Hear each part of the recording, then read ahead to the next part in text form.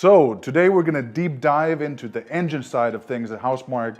We have a guy behind the tech who's going to tell us all this crazy lingo that none of us will understand, but I'll try to make sure that we translate it a little bit to the layman's terms. Basically, fluids, water simulation tech, and then overall what it means to have a voxel engine and how we render that whole thing.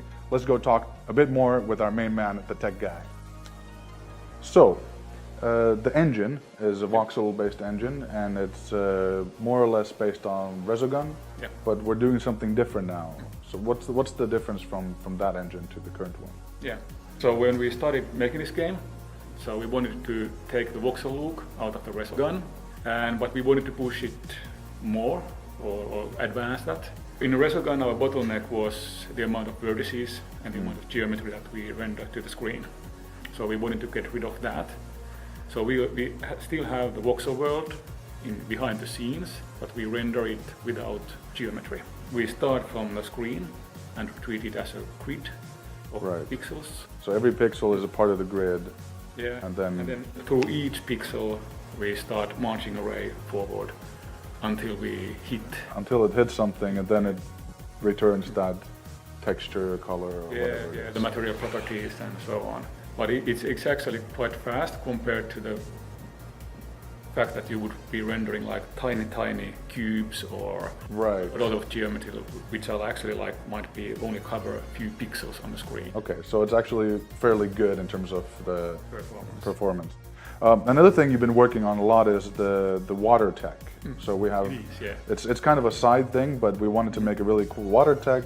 How is it different from a lot of other fluid simulations, if you will? Well, actually the fluid simulation is of course something. It has a feedback to the particle system, for example, and the gameplay events can affect the fluid simulation too. So anything you shoot over the water, or if particles drop into the water, that makes ripples and waves. Those are good examples. Okay. Explosions, for example. Explosions add forces to the simulation. They push the water surface down, and then it generates waves. Okay. If, for example, if I would be one of the enemies in the game, you could make me look like a waterfall. Yeah. So all my movement and facial animations, everything translates directly. If someone shoot you, I can explode like water. Create like a water ripples. You know, we like to do a lot of explosions and cool things. And apparently, so the water is interactive. The particles are interactive with shadows and physics and everything, and those things work together too. So basically everything is covered by this kind of... we use a lot of particles. A lot of particles, A lot of you see on the screen is actually made of particles. Right, For example, to the fluid surface, we can emit some particles.